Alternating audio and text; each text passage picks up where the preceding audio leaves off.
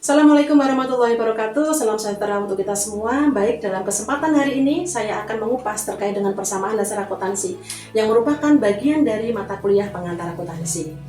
Persamaan dasar akuntansi merupakan pencatatan yang berimbang antara aktiva dan pasiva.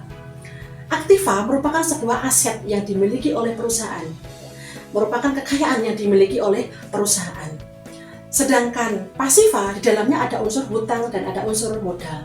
Hutang merupakan kewajiban yang dimiliki oleh perusahaan yang memiliki jatuh tempo tertentu. Sedangkan modal itu merupakan kas atau non-kas yang disetor pemilik kepada perusahaan. Jenis-jenis dari aset yaitu ada aset lancar dan ada aset tetap. Aset lancar merupakan aset yang dimiliki perusahaan yang masa manfaatnya kurang atau sama dengan 1 tahun. Sedangkan untuk aset tidak lancar atau aset tetap merupakan aset yang dimiliki oleh perusahaan yang memiliki masa manfaat lebih dari 1 tahun. Sedangkan untuk kewajiban juga memiliki dua jenis, yaitu kewajiban lancar dan kewajiban jangka panjang. Kewajiban lancar adalah kewajiban yang memiliki jatuh tempo kurang atau sama dengan 1 tahun. Sedangkan kewajiban jangka panjang adalah kewajiban yang memiliki jatuh tempo lebih dari 1 tahun. Kemudian untuk modal di sini adalah sesuatu yang disetor oleh pemilik, baik kas maupun non kas yang diberikan kepada pemilik kepada perusahaan. Dan di dalamnya itu ada yang namanya modal dasar, ada modal disetor, dan lain sebagainya. Baik, sebelum kita masuk ke dalam tahapan-tahapan yang lebih detail, untuk membuat persamaan dasar akuntansi kita harus tahu dulu terkait dengan saldo normal.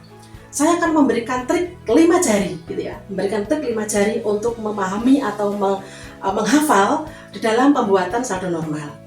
Ketika kita sudah mengetahui saldo normal, maka kita harus tahu yang namanya sistem double entry. Sistem double entry berarti dia melibatkan unsur debit dan unsur kredit. 5 jari di sini saya akan menamai ibu jarinya adalah sebagai aset, jari telunjuk adalah sebagai hutang, jari tengah adalah sebagai modal, jari manis adalah sebagai pendapatan, dan jari kelingking adalah sebagai beban. Terkait dengan filosofi saya menggunakan unsur 5 jari ini, silakan kalian bisa lihat di video saya yang lebih detail di halaman di bawah ini. Oke, untuk 5 jari ini, untuk 5 jari, ketika kita menggunakan unsur aset dalam ibu jari, maka kita akan melihat dari sisi double entry-nya, berarti sistem debit dan kredit. Kalau aset ini bertambah, maka dia di sebelah debit, kalau dia berkurang di sebelah kredit.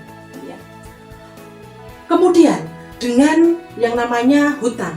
Hutang ini kalau dia bertambah, dia di sebelah kredit, dan dia kalau berkurang, dia di sebelah debit, Pun sama dengan yang namanya modal maupun pendapatan, Ini sama-sama nih, kalau dia bertambah di sebelah kredit, dan kalau dia berkurang, dia di sebelah debit. Teruntuk untuk biaya ini sama dengan aset nih. Biaya ini sama dengan aset. Jadi kalau dia bertambah, dia di sebelah debit, dan kalau dia berkurang, dia di sebelah kredit. Dan kemudian saya akan melipat 3 jari ini, 3 jari tengah ini. Karena ini memiliki dua kondisi yang berbeda. Jadi untuk ibu jari dan kelingking ini kalau dia bertambah di sebelah debit dan dia berkurang di sebelah kredit. Tapi yang saya lipat ini yaitu ada unsur hutang, pendapatan, dan modal tadi. Kalau dia bertambah dia di kredit, dan kalau dia berkurang dia di sebelah debit. Jadi di sini adalah ada unsur berlawanan. Jadi cukup seperti ini aja, memberikan kode lah kayak gini. Jadi ini memudahkan kita untuk menghafal. Baik, kita langsung ke dalam contoh soal misalnya. Yang pertama, Tuan Abi membeli perlengkapan kantor secara tunai, harganya 1 juta. Perlengkapan kantor secara tunai harganya 1 juta. Ketika kita melihat transaksi keuangan seperti ini, maka yang harus kita lakukan adalah yang pertama, memahami transaksi. Ketika kita sudah paham, maka kita harus tahu saldo akun yang terkandung. Yang pertama, ada saldo kas di sana, karena kita ada pembelian secara tunai, berarti ada unsur kas di sana. Apa yang dibeli? Yang dibeli adalah perlengkapan kantor, berarti ada unsur kas dan ada perlengkapan kantor. Kita cek nih, kas dan perlengkapan kantor itu masuk dalam kategori mana? Oke, kita lihat di sini. Oh, masuk ke dalam kategori aktiva. Kita cek di ibu jarinya. Ketika ini masuk dalam kategori aktiva, oh tadi kas membeli tunai berarti dia berkurang, dia di sebelah kredit, dan untuk perlengkapan kantor dia bertambah berarti dia di sebelah debit. Sehingga judulnya adalah seperti ini. Perlengkapan kantor bertambah debit 1 juta dan kas kredit berkurang 1 juta. Dan berikutnya misalnya di sini ada soal nomor 2 misalnya. Tuan Abi menyetor modal kepada perusahaan sebesar 100 juta.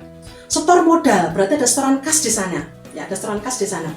Sehingga kita harus tahu pemahaman dari transaksi tersebut, dan kita juga harus tahu akun yang terkandung. Berarti ada unsur kas dan ada unsur modal. Kas bertambah, ya, kas bertambah perusahaan. Berarti di sebelah debit, modal bertambah. Modal bertambah tadi ya, di jari tengah ini ya, bertambah berarti dia di sebelah kredit gitu ya. Nah, termasuk nih kita lihat nih di 5 jari. Nah, kelihatan kan? Sehingga jurnal yang terbentuk adalah kas bertambah di sebelah debit, kemudian modal bertambah di sebelah kredit, sama-sama 100 juta. Balance. Nah, seperti itu teman-teman semua. Baik, belajar akuntansi itu mudah bukan? Ya, dipastikan mudah belajar akuntansi dengan menggunakan trik 5 jari yang sudah saya sampaikan. Semoga bermanfaat. Akhir kata saya tutup. Assalamualaikum warahmatullahi wabarakatuh.